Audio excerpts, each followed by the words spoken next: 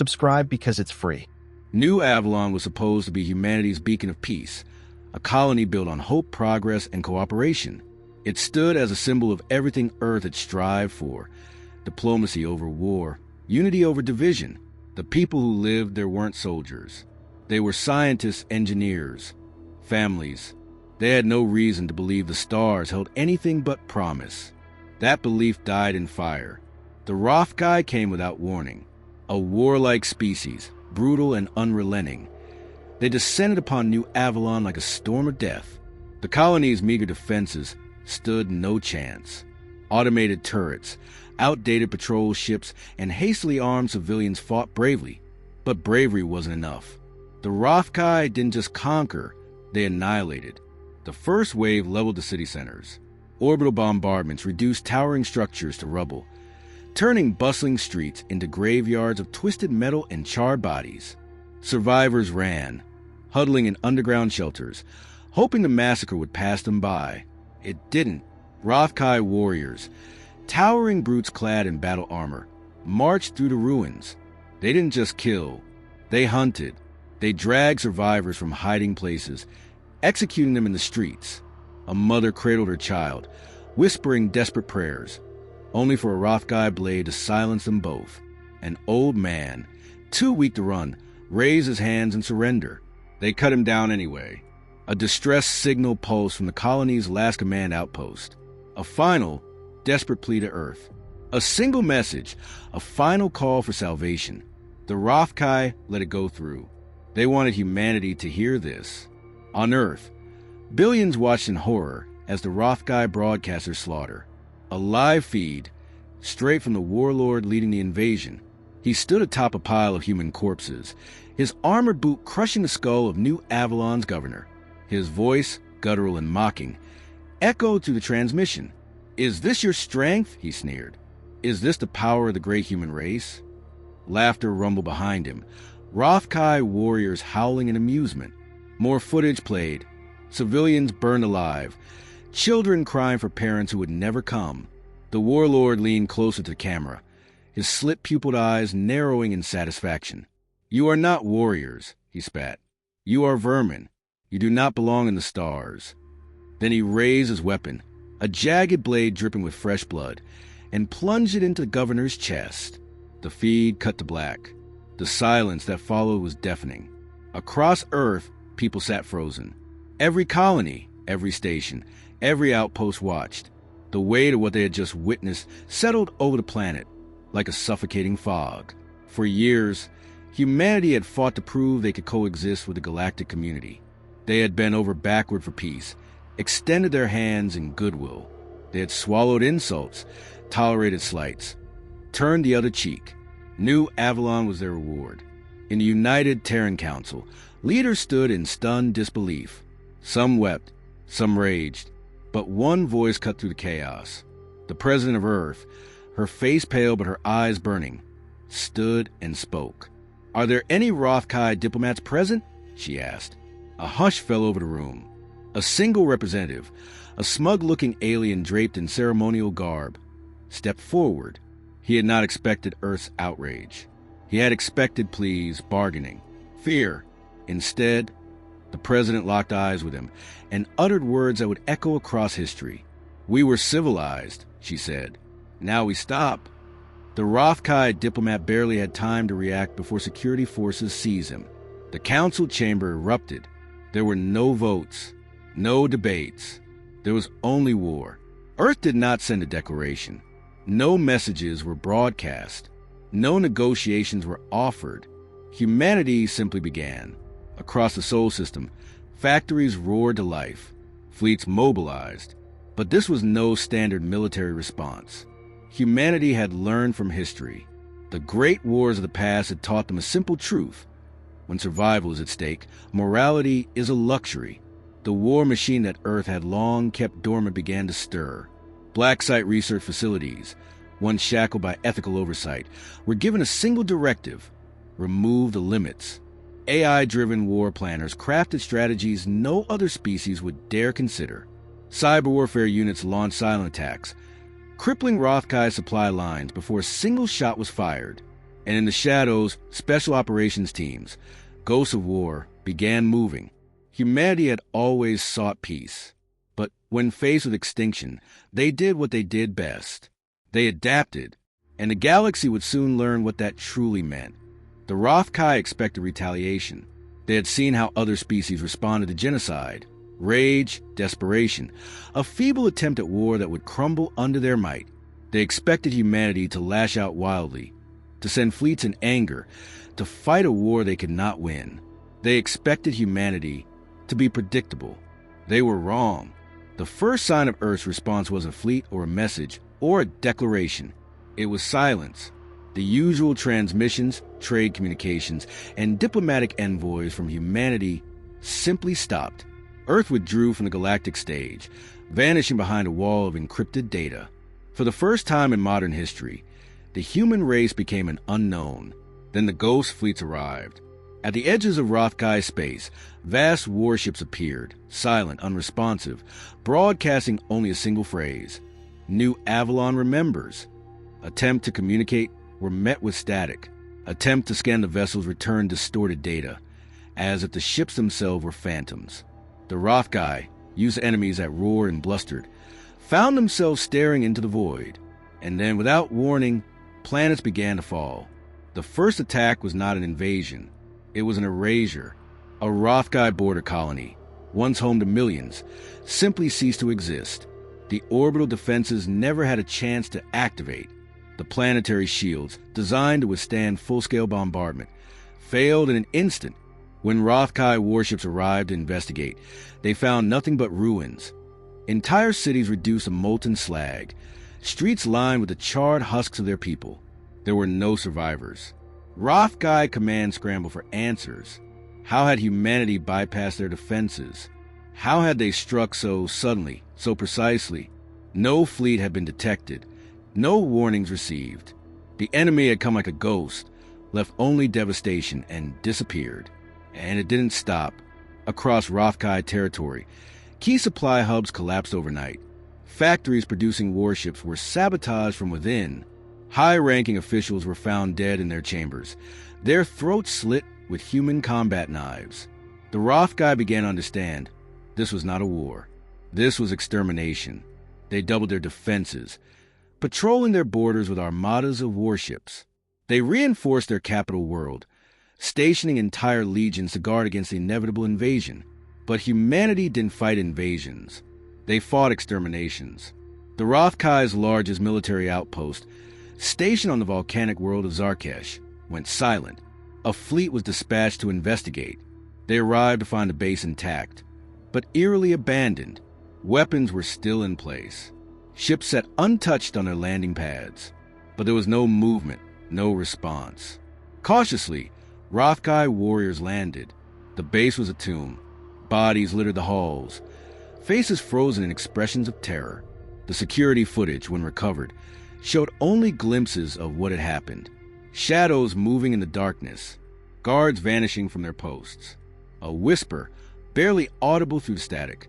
For New Avalon, the last recording was of the base commander, shaking, blood splattered across his uniform. His voice was hoarse, his breathing ragged. "They were never weak," he murmured, eyes staring into nothing. "They were waiting." Then the feed cut out. Panic spread. The Rothkai had built their empire on conquest, believing themselves the ultimate predators. Now, for the first time, they felt what it meant to be prey. In desperation, they tried to strike back. Their fleets launched retaliatory assaults on human territories.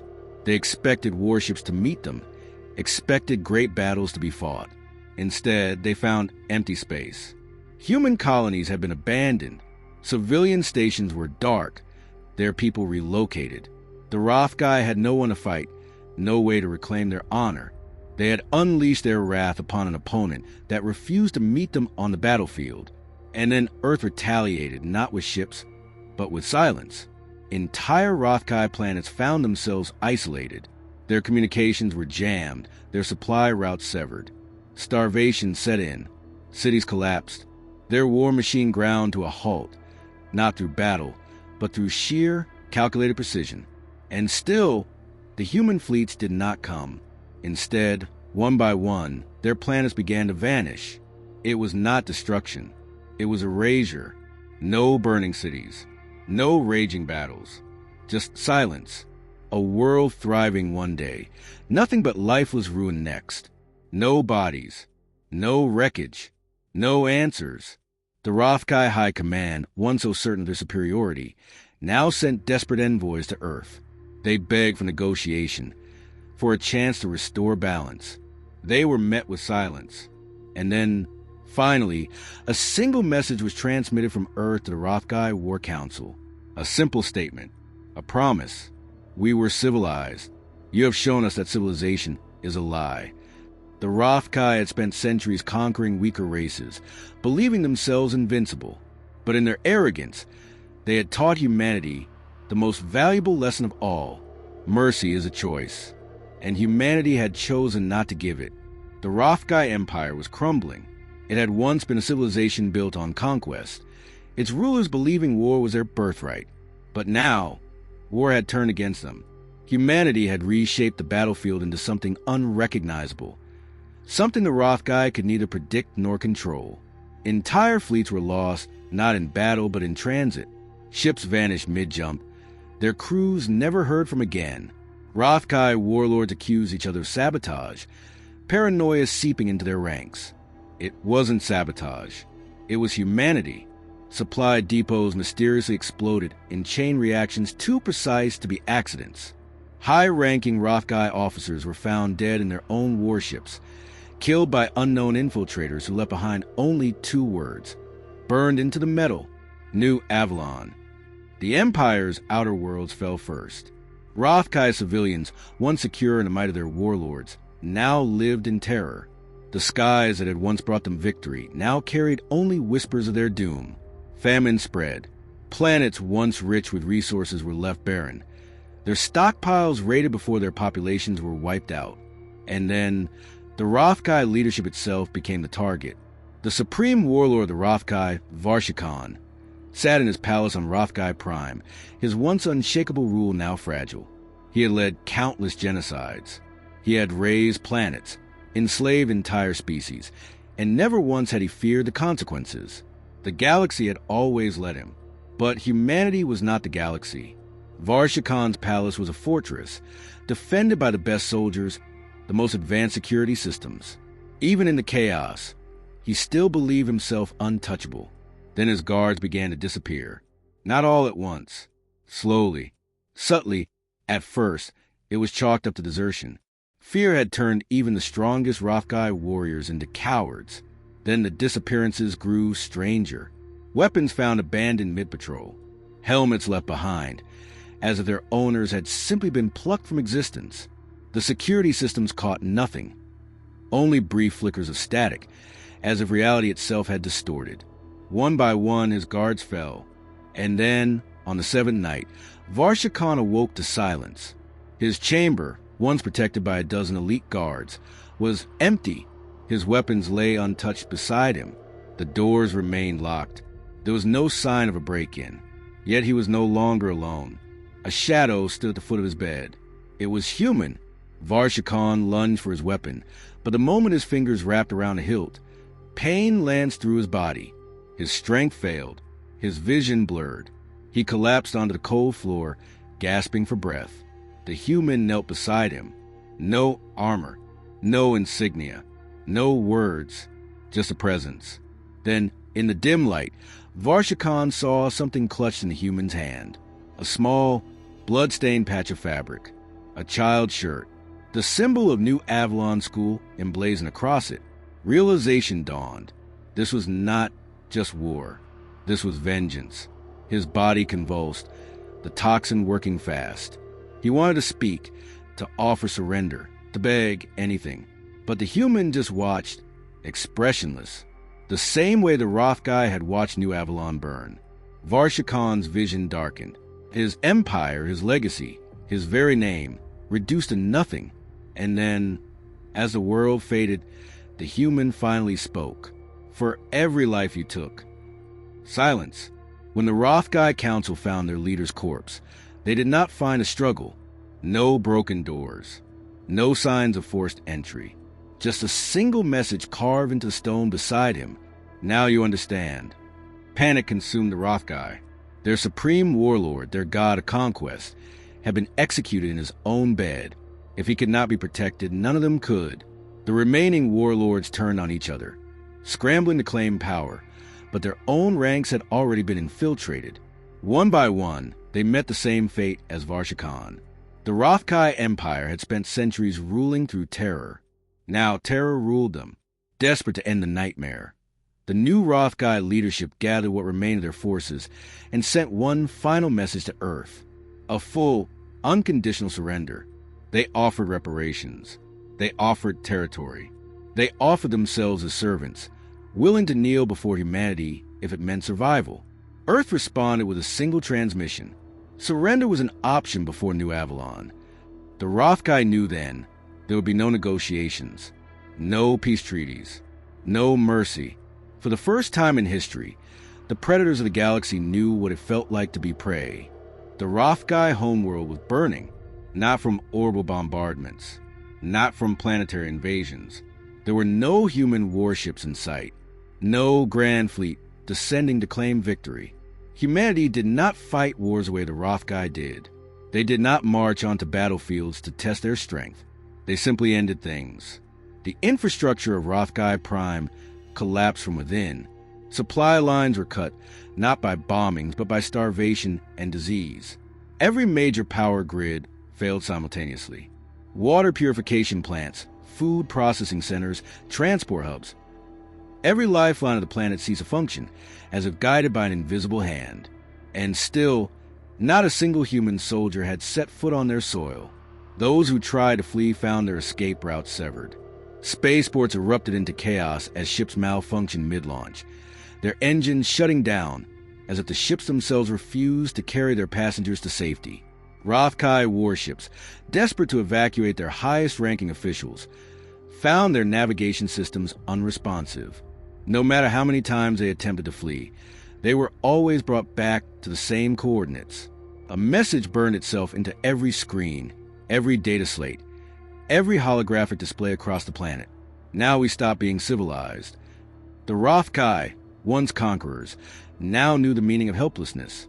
Their war machine had been reduced to a hollow shell, their leadership decimated, their people abandoned by the empire that had once promised them strength. The warriors who had laughed as they butchered New Avalon civilians now cowered in the ruins of their cities, whispering prayers to gods that would not answer. And then humanity delivered its final blow. It was not a weapon. It was not an army. It was removal. One by one, the Rothgai simply vanished. Entire cities were found eerily empty overnight. Houses remained untouched, meals still half-eaten, belongings left behind as if their owners had stepped away for just a moment. But no one remained. No screams. No signs of struggle. Just absence. The galaxy watched in stunned horror. The Rothgai had been an empire feared for centuries. They had destroyed countless civilizations, razed planets, enslaved entire species. And now they were being erased. Humanity never issued an explanation. They never made demands. They simply made the Rothgai disappear. Some species whispered of secret weapons, biological agents that could target Rothgai DNA, teleportation devices that could transport entire populations into the void.